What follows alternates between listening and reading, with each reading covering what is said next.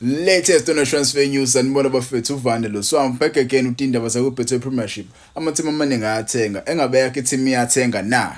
So ngizoqala ngeindaba ezihamba phambili ke bafethu indaba zomdlalo bedlalela eMamelodi Sundowns. Lo mdlali lo uLucas Ribeiro Costa. Asazi ukuthi okwamanje ukuthi isituation yakhe imipi but ke iclub le bafethu ayoyidlalela umjida namhlanje announceile yaveza ukuthi ngempela umjida uyoyijoin. Njengoba nimbona la bafethu uLucas Ribeiro Costa uyajima ujimela yona le club le.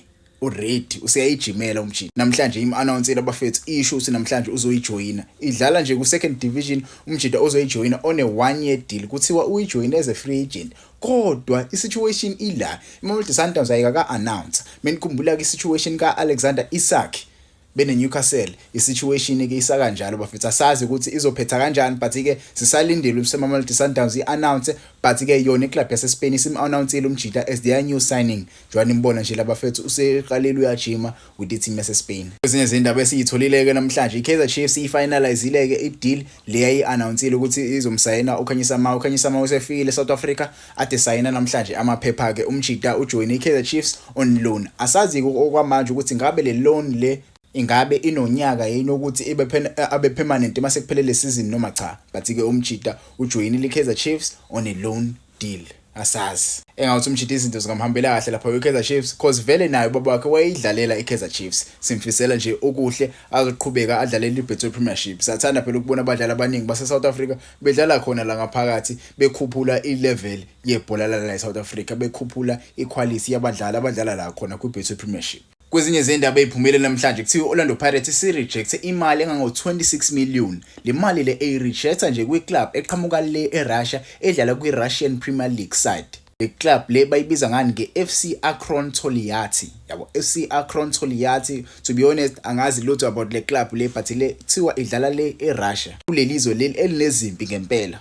Yebo Orlando Pirates ke so far ngokubona kwami ngokuzwa kwami kuthiwa Orlando Pirates isidedele amadila u3 for umfuking.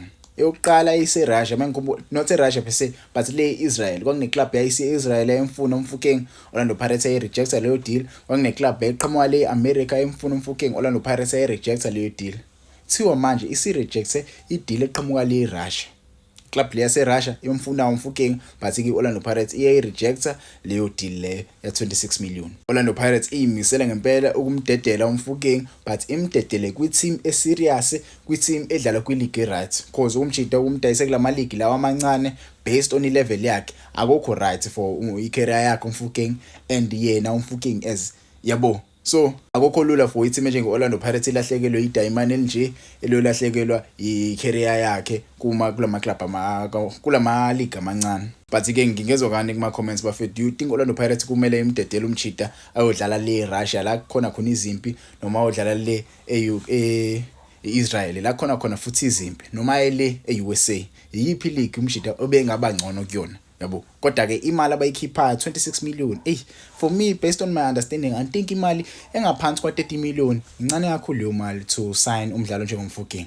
But ngangitshela ama comments bafethu ningezwe ngami ngifuna ukuzwa nini uthi nithini. Do you think umfuking mele bamdedele manje but lama league lawa not even mhlambe ileague yase France not even mhlambe ileague yase let's say ileague yase Spain second division yase Spain bingayenza sense for me angazi kukunina ngangitshela bafethu kuma comments.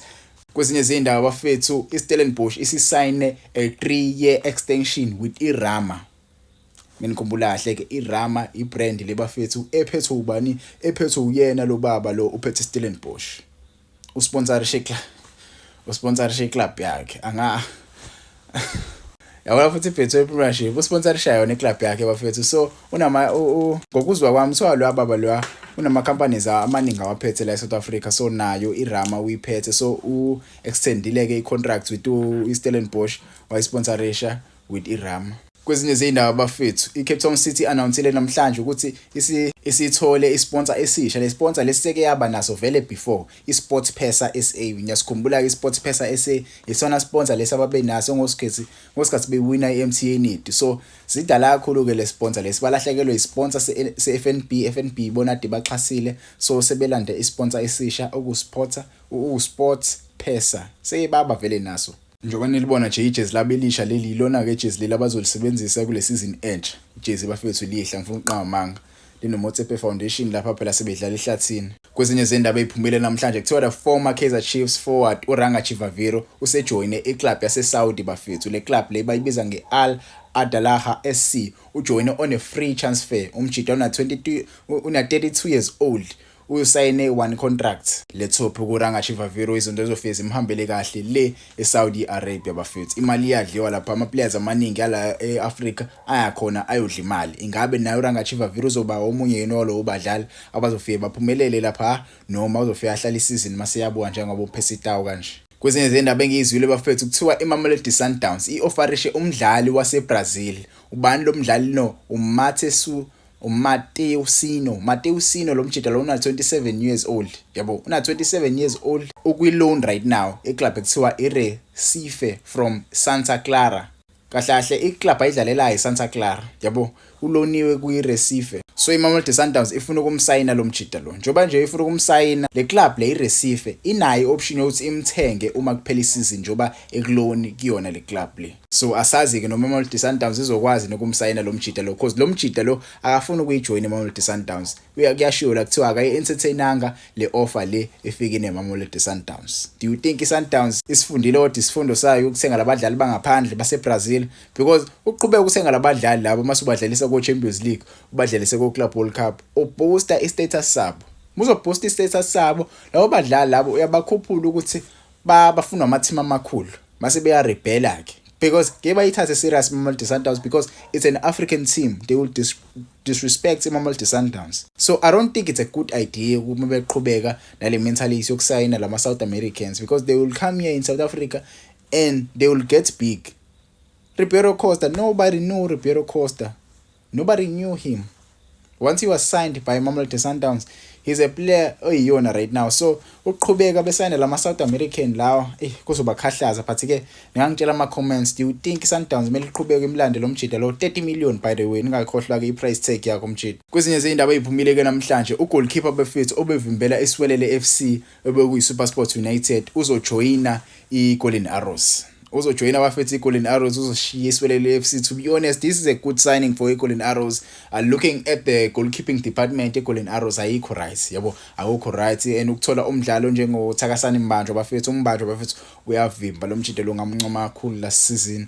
Umjida uzofika afithe as iglove kwisystem edlalwa lapha uManqoba Mnqithi. Let's hope uManqoba Mnqithi uzokwazi ukuthi amsebenzise kahle. I've seen ama signing enziwa uManqoba Mnqithi. Akusiwona ama signing atheni but ama signing ngakho ayenza sense yabo, based on my opinion ayenza sense, same as ama signing enziwa amaZulu. Let's hope ama team la eThekwini, ama team la kwaZulu Natal azokwazi ukuthi adlale kahle kule season, angene kwi top 8. Wonke ama team angene kwi top 8. Njengoba siwabona nje right now ngathi asakhona kwi top 8 yabo. Ngathi nje bangayibamba kanjalo isizini iziphele. Kwezinye izindaba engiyizwile bafethu, iBlack Leopards is currently under a FIFA ban initially imposed on Cape Town All Stars due to their failure to conduct an assessment via the FIFA clearing house portal. The club acquired Cape Town All Stars 3 years ago. Upington City and the PSL agreed to postpone this weekend's fixtures to allow them to resolve this issue. Kuthiwa bafethu iBlack Leopards kungenzeka bafethu ithole iFIFA ban.